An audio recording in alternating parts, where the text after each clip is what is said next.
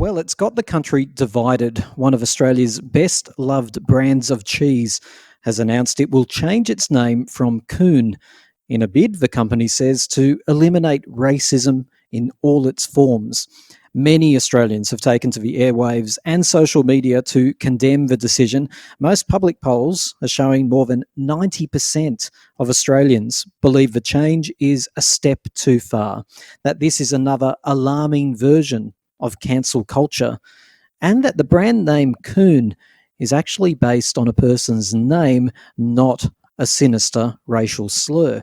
Social worker and race researcher Alex Bhathal wants you to stop and think before you make up your mind about if this is ridiculous or not.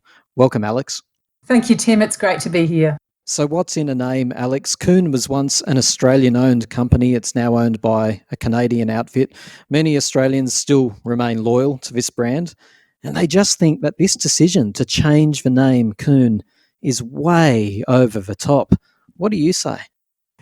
You know, you were citing the results of the public poll, and I would love to see a poll conducted amongst Aboriginal and Torres Strait Islander people, and just to see their perspective on it and sort of get an understanding from those people who have been on the receiving end of that kind of name calling.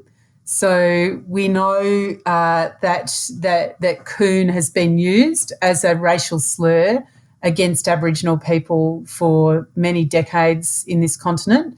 And I would really love to see a poll for Aboriginal people on this issue. To be fair, I think in Australia there's no debate that the word COON can be used as a racial slur.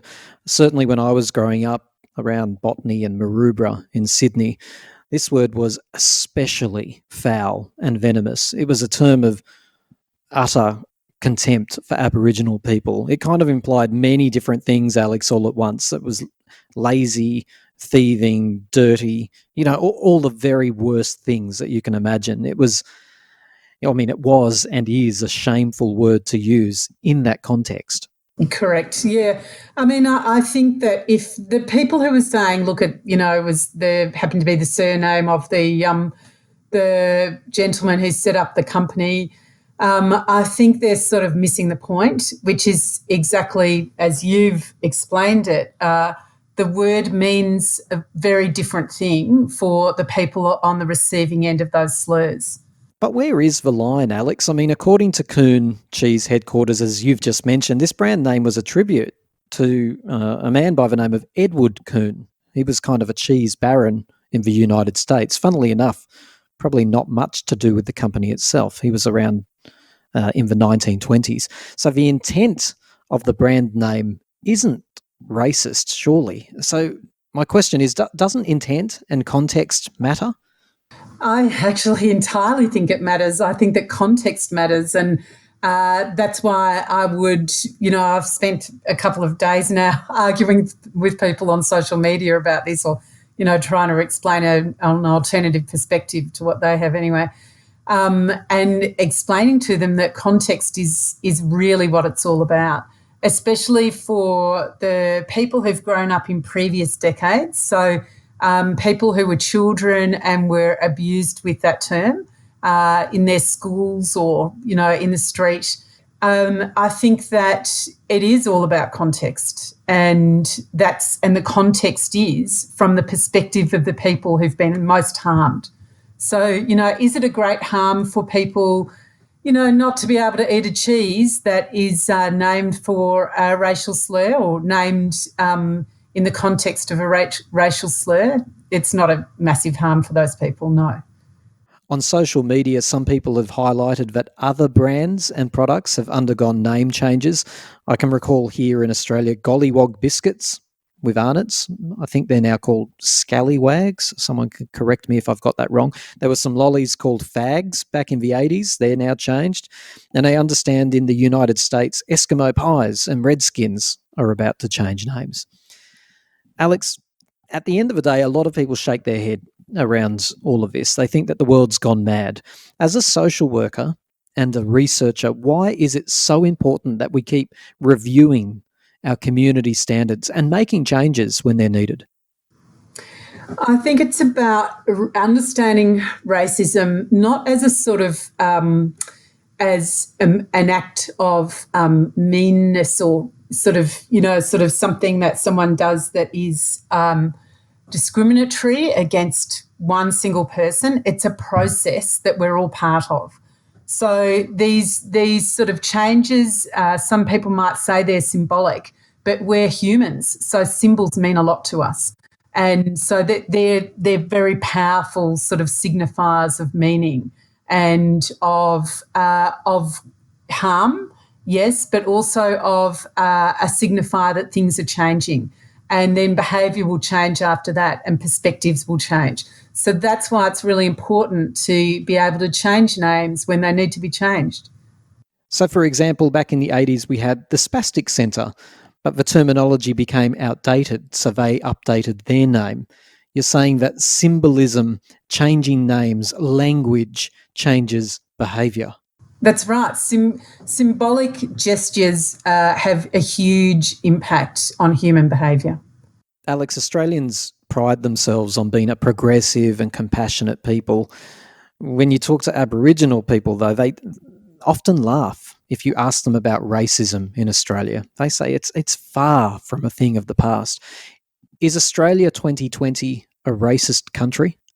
Yes, it is. The experiences of Aboriginal and Torres Strait Islander peoples, South Sea Islander peoples in this continent, if you listen carefully to them, then you will see that there's a huge amount of harm, racist harm that is done to people.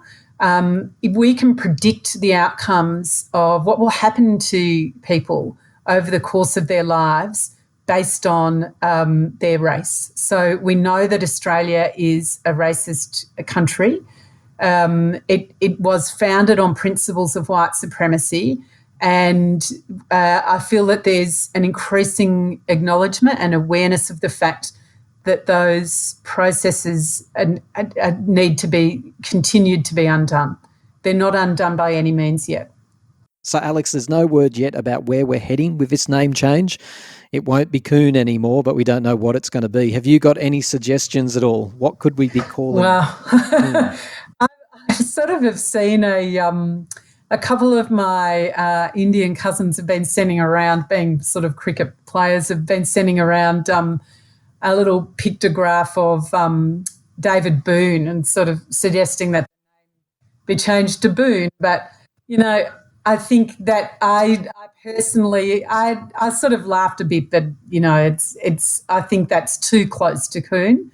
I feel that the gentleman who drove this, Dr. Stephen Hagan, a Kalili man from up in the north of, not that far, sort of central northeast coast in Queensland, he, I feel, has been a leading light behind this change. And there's been a whole lot of Aboriginal activists, First Peoples activists, who have fought for these changes. And I'd love to see the company saying to those people, what would you name the cheese? I think that's a good approach to it. Well, I would absolutely love to know what our listeners think about that. Should the Aboriginal communities be able to choose the new name for COON? Alex, thank you so much for putting forward a different perspective today. It's really appreciated. Let's just hope that everything, all the social turmoil that is occurring at the moment, will lead us to a better place. It's been a pleasure talking to you. Oh, it's been a real pleasure. Thank you.